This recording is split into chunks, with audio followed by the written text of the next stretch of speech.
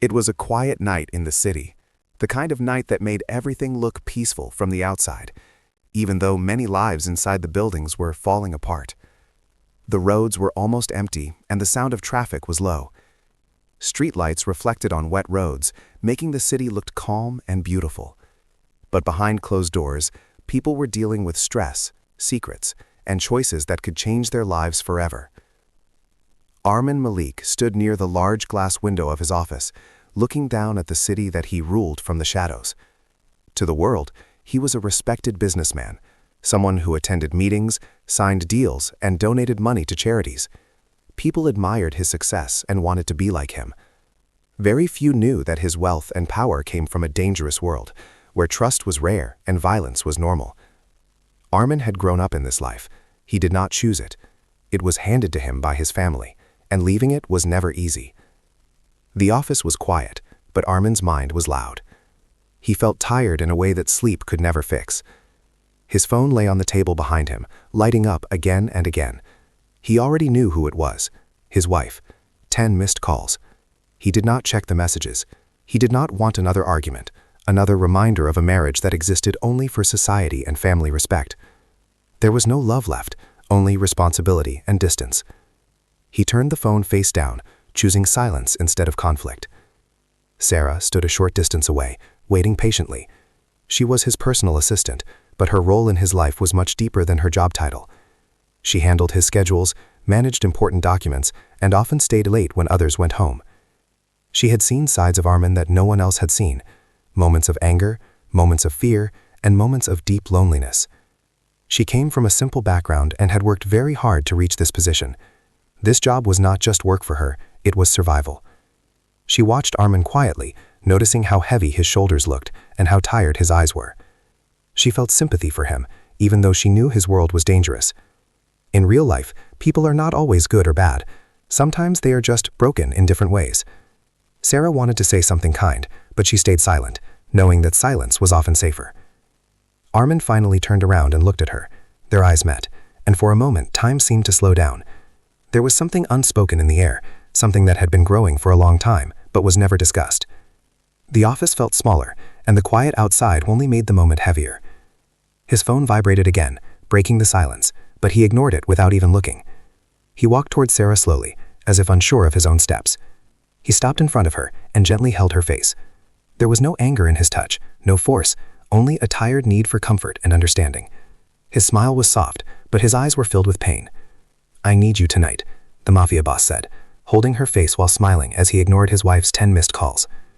The words hit Sarah deeply. Her heart started beating fast, and her thoughts became confused. She knew this moment was dangerous. Armin was married. He was her boss. He was a powerful and risky man. But he was also standing in front of her as a lonely human being, not as a mafia boss. That made everything harder. Sarah thought about her own life. She remembered the small house she grew up in, her father's illness, and the nights she cried silently, worrying about money and the future. Armin had helped her when no one else did. He gave her a chance when she needed it the most. Somewhere along the way, respect had slowly turned into feelings she never planned to have. But real life does not forgive mistakes easily. She gently moved his hand away, her voice soft but firm. She was scared, not just of him, but of what this moment could lead to. She knew that one wrong step could destroy everything she had built. Armin stepped back and sighed deeply. He looked older in that moment, like a man carrying too many responsibilities and regrets. His power could control many things, but it could not fix his empty marriage or his lonely nights. He knew he was standing on a dangerous line, and crossing it would change everything. Outside, the city continued its quiet sleep, unaware of the emotional battle happening inside a glass office. That night did not end with love or decisions. It ended with silence, confusion, and the heavy truth that real-life stories are often unfinished, filled with tension, and shaped by choices people are afraid to make. The days after that quiet night felt different for both Armin and Sarah. Nothing was openly said, but everything had changed. The office was the same, the work continued, and meetings happened as usual. Yet there was an invisible wall between them. In real life, moments like these do not disappear. They stay quietly in the background, shaping every conversation and every silence. Armin became more serious and distant. He arrived early and left late, often avoiding being alone with Sarah. He told himself that distance was the safest solution. He was a man used to controlling situations, but this time control was slipping away. His marriage problems followed him everywhere. At home, his wife questioned him constantly. She didn't need proof. She could feel that something was wrong. Their conversations were cold and full of blame. There was no trust, only habit and anger. Sarah noticed the change immediately. Armin spoke to her only about work now, his tone professional and calm, as if that night had never happened. She told herself that this was for the best. Still, her heart felt heavy. She focused on her tasks, stayed busy, and avoided thinking too much. But at night, when she was alone, her thoughts returned to his tired eyes and the pain she had seen in them. One evening, a problem came up with an important deal. A rival group was trying to take control of one of Armin's businesses. This was not just about money, it was about power and respect. Armin called a late-night meeting. The office filled with tension as his men discussed plans and risks. Sarah sat quietly, taking notes, watching everything carefully. She knew that one wrong move could lead to violence. As the meeting continued, Armin's phone rang again. His wife. He ignored it. The men noticed, but said nothing. In their world, personal problems were weaknesses. Sarah saw how his jaw tightened and how his patience slowly faded. The pressure from all sides was pushing him closer to the edge. After the meeting ended, most people left the office. Sarah stayed behind to organize files. She thought Armin had already gone, but he was still there, sitting alone in the dark office. The city lights reflected on his face, making him look tired and lost. For a moment, Sarah considered leaving quietly, but something held her back. Armin finally spoke, his voice low and honest. He said he was tired of fighting everyone, tired of pretending his life was perfect. He said power gave him respect, but never peace. Sarah listened silently. She didn't interrupt or judge.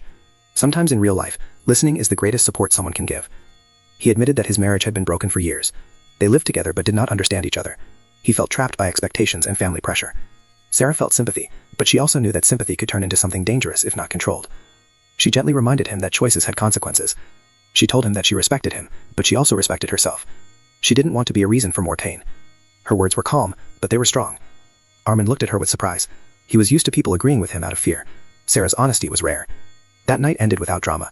No promises, no decisions, just two people facing the truth they had been avoiding. Meanwhile, rumors began to spread. In Armin's world, rumors were more powerful than weapons.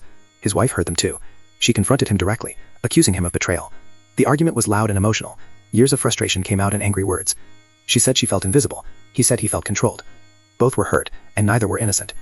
At work, Sarah felt the pressure growing. She noticed strange looks from others. She knew that staying close to Armin could destroy her career and reputation. Real life rarely gives clean choices. Every option comes with loss. One night, Sarah made a difficult decision. She updated her resume quietly and started looking for other opportunities. She didn't tell Armin.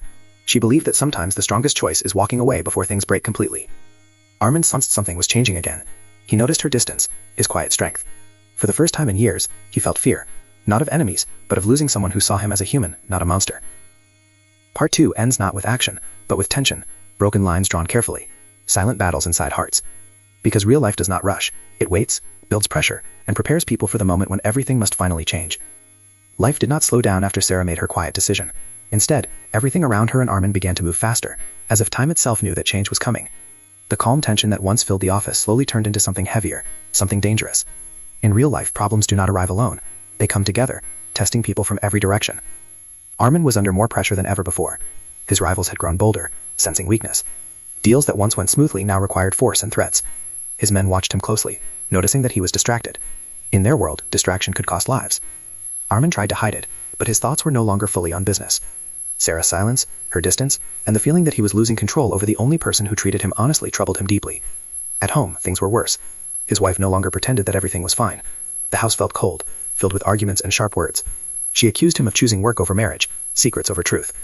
Armin wanted to explain, but years of silence had built a wall between them. Every conversation ended the same way, with anger and regret. He realized that even if Sarah was not in his life, his marriage was already broken. Sarah, meanwhile, lived with constant fear. She felt watched, judged, and whispered about. Rumors followed her through the office halls and into her personal life. She avoided eye contact, focused on her work, and counted the days until she could leave. She loved her job once, but now it felt like a trap. Still, she continued, because she was strong, and because real life does not allow easy exits. One late night, everything changed. Armin was returning from a meeting when his car was attacked. Gunshots broke the silence of the street. Chaos filled the air.